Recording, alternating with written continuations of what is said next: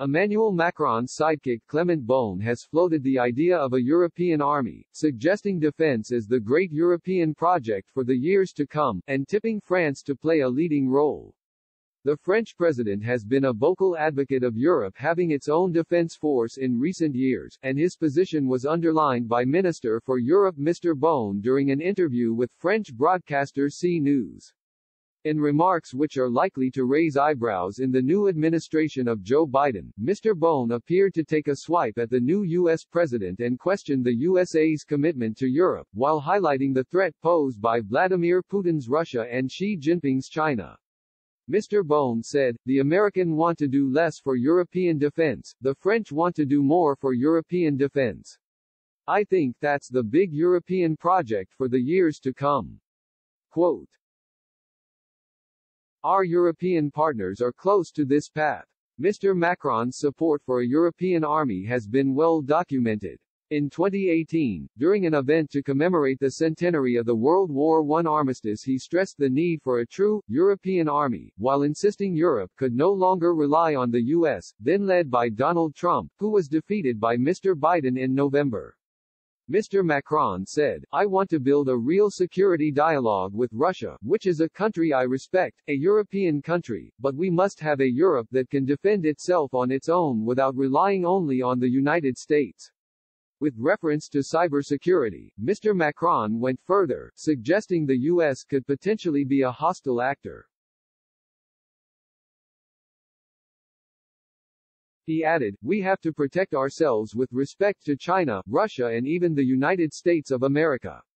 Daniel Kaczynski, Tory MP for Shrewsbury and Atcham, was unimpressed by Mr. Beaune's remarks. He told Express.co.uk, "Anything that undermines the supremacy, unity and cohesion of NATO on our continent is a sure way to bring instability and possible military conflict. To allow EU bureaucrats to replicate with defense what they have done over Eurozone and vaccines crises would be an unmitigated disaster for our continent. We must work with like-minded EU, NATO states to prevent this from materializing. The USA, Canada, Iceland, Norway, Britain and Turkey are all critical NATO partners committed to the defense of Europe but not EU members.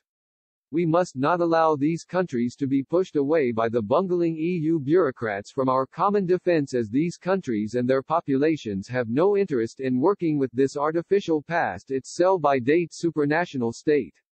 Concerns about the prospect of a European army have been raised frequently by UK politicians over the years, with Brexit Party leader Nigel Farage referring to the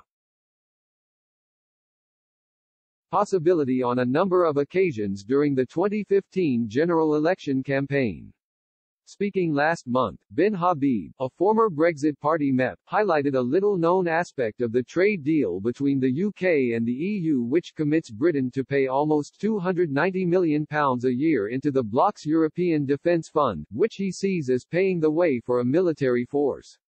Mr. Habib told Express, "When you go back to 2015 and remember the debate that Nick Clegg had with Nigel Farage, when Nigel said they were aiming to have a standing army and Nick said something like, 'Don't talk garbage, that's just scaremongering,' they were busy planning it at the same time. Now there is no way that the Deputy Prime Minister of the United Kingdom did not know what was going on in the Commission." The EDF was the first of a series of establishments set up by the EU for the creation of this European Defence Union. And it is effectively a defence fund, so it is for military research.